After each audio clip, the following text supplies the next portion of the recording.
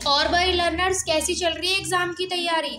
MSW 003 के लिए video ढूंढ रहे हो जिसमें आपके सारे कंटेंट कवर हो, एक वीडियो से सारे एग्जाम के क्वेश्चंस प्रिपेयर हो जाए? तो अगर ऐसी वीडियो ढूंढ रहे हो, अपने एग्जाम को अच्छे से प्रिपेयर करना चाहते हो, तो आपके लिए वो वीडियो यही वाली है जिसमें सारा कंटेंट अवेलेबल है।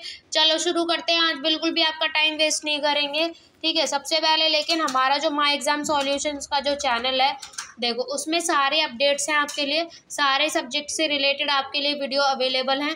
जल्दी से जाके इसे सब्सक्राइब करने की हो रही है और बेल आइकन प्रेस करने की हो रही है, ताकि सारे अपडेट आपको टाइम टू टाइम मिलते रहें।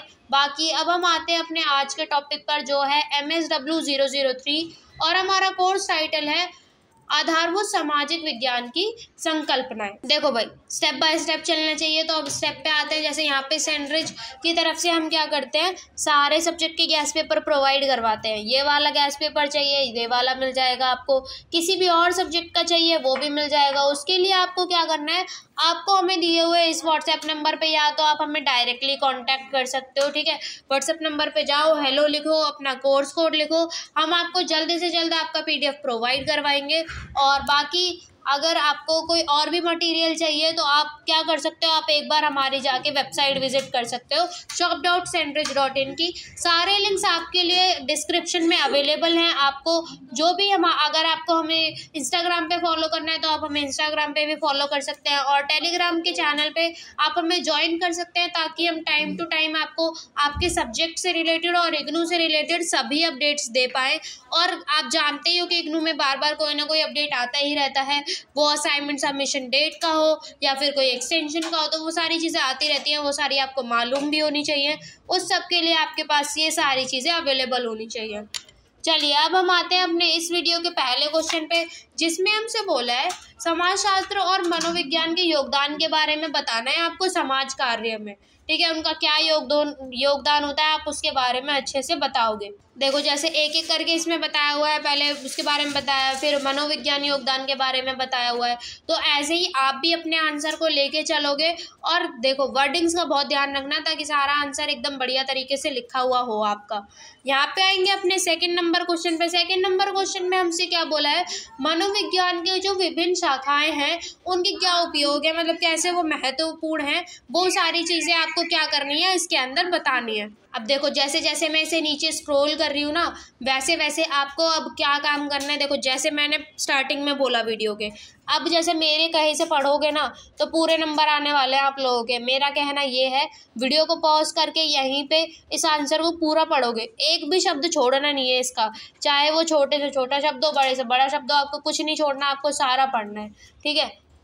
और यहाँ पे आएंगे अपने थर्ड नंबर क्वेश्चन पे। थर्ड नंबर क्वेश्चन में हमसे बोला जा रहा है परिवार की संस्था पर जो सामाजिक परिवर्तन है कि उनके क्या प्रभाव होते हैं, उनके बारे में आपको बताना है। सारे आंसर्स देखो ये वो वाले हैं जो आप ना, अगर इससे कोई और टॉपिक से, जैसे कि अभी ये टॉपिक है, इससे मान लो कोई और क्वेश्चन पूछा जाता है जिसमें परिवार संस्था के बारे में आपसे पूछा जाता, तो आप उसको भी इसी टॉपिक से कवर कर सकते हो। इसी एक आंसर से आपके 2-3 क्वेश्चन प्रिपेयर हो जाएंगे। मैं उसी तरीके से आपको प्रिपेयर करना चाहती हूँ कि मान लो ये एज इट इज़ क्वेश्चन नहीं भी आया ना आपके एग्जाम में, तो भी आप क्या कर पाओ, आप अपने आंसर्स को लिख के आ पाओ। बिल्कुल भी ऐसा नहीं सोचो कि आपने प्रिपेयर नहीं करा है और आपके लिए मुश्किलें खड़ी हो जाए। और फिर यहाँ पे देखो, अब इस फोर्थ क्वेश्चन में हमसे क्या बोला है, पारिवारिक चिकित्सक और पारिवारिक समस्याओं का आकलन करने की, जो हम आकलन करते समय जो संकेत होते हैं हमारे, उनको क्या करनी है, आपकी सूची बनानी है आपको उनकी। एक एक करके सारी चीज़ों को लिखोगे। जैसे इसमें पॉइंट 1 लिखा हुआ है अब शारीरिक स्वास्थ्य, ठीक है, तो उसके बारे में अब सारी चीज़ें आप अच्छे से एक्सप्लेन करोगे। फिर उसके बाद में सेकंड पे आएंगे, यहाँ पे मानसिक और भावनात्मक स्वास्थ्य। एक एक करके अपने पॉइंट्स को क्लियर करोगे। और देखो क्या होता है ना, कभी कभी हमें अपने वर्ड्स लिखने के लिए आंसर के शब्द नहीं मिल रहे होते हैं। शब्द बहुत महत्वपूर्ण होते हैं आपके आंसर के लिए, तो उन शब्दों को कहाँ से ढूंढोगे, इन आंसर से ही ढूंढोगे। जो आपको लगता है ना कि इस पर्टिकुलर आंसर में मेरे को ये वर्डिंग तो यूज़ करनी ही है, ये शब्द तो यूज़ करने ही है, वो सारे आप एक जगह लिखने की कोशिश करो, उनको रिमाइंड करने की कोशिश करो, ताकि आप बाद में भूल नहीं जाओ, ठीक है। यहाँ पे आएंगे अपने 5 नंबर क्वेश्चन पे, जिसमें हमसे क्या बोला है, परिवार के उभरते रूपों, बदलते कार्यों और गतिकी के बारे में आपको बताना है इसमें पूरे क्वेश्चन में। और देखो कोशिश करो कि मेरे साथ में ही, इस वीडियो के साथ में आप अपने इस सब्जेक्ट को क्लियर कर लो। कभी भी देख रहे हो इस वीडियो को, वो मैटर नहीं करता। आप वीडियो को चाहे 1 दिन पहले देख रहे हो या फिर 10 दिन पहले देख रहे हो, मैटर करता है कि आपका एग्ज़ाम का प्रिपरेशन कैसा हुआ है वीडियो को देखने के बाद। द मोस्ट इम्पॉर्टेंट थिंग यही है हमारे लिए कि आपका कितनी हेल्प हो पा रही है इस चीज़ से, ठीक है। ये सारी चीज़ें आप मेरे को कमेंट सेक्शन में बताओ, ताकि अगर आपको लगता है कि ये वीडियो आपके लिए बहुत अच्छा है और आपको सारी चीज़ें इससे क्लियर हो रही हैं, वो भी हमें बताओ। और आपको कोई और भी चीज़ में प्रॉब्लम आ रही है तो वो भी हमें बताओ, क्योंकि ऐसा होता है ना, आप हमें जब तक बताओगे नहीं, पता नहीं चलेगा और हम उस चीज़ पे वर्क नहीं कर पाएंगे। और भी कोई सब्जेक्ट है जिसमें आपको लगता है आपको हमारी मदद की ज़रूरत है, उसके लिए भी आप क्या करोगे, हमें कमेंट सेक्शन में जाके बताओ। अब यहाँ पे आएंगे अपने 7 नंबर क्वेश्चन पे, जिसमें हमसे क्या पूछा गया है, नेतृत्व के सिद्धांत पूछे गए हैं, ठीक है। तो जो भी सिद्धांत होते हैं उनके बारे में अब आप सारी चीज़ें लिखोगे। यहाँ पे आएंगे, देखो अपने 8 नंबर क्वेश्चन पे। 8 नंबर क्वेश्चन में हमसे क्या पूछा गया है, एक व्यक्ति और समाज की क्या ज़रूरतें होती है, मतलब उनकी क्या ज़रूरत है उनके बारे में आपको बताना है।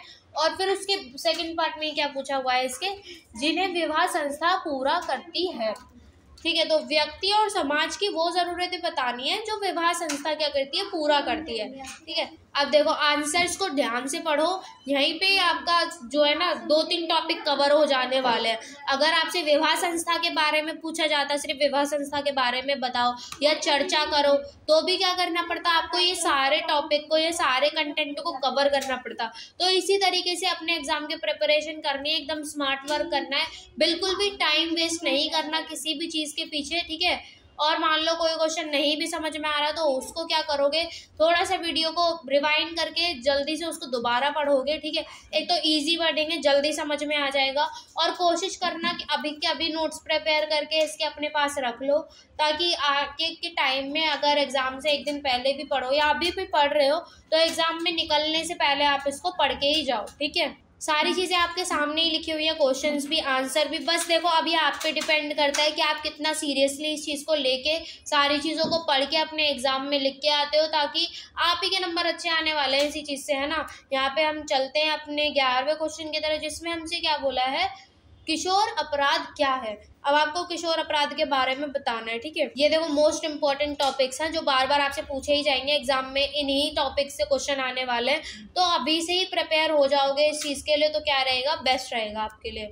अब ये था हमारा इस वीडियो का लास्ट क्वेश्चन, ठीक है। सारा कंटेंट वो था जो मोस्ट इम्पॉर्टेंट है, आपको कवर करना ही था अपने आंसर में।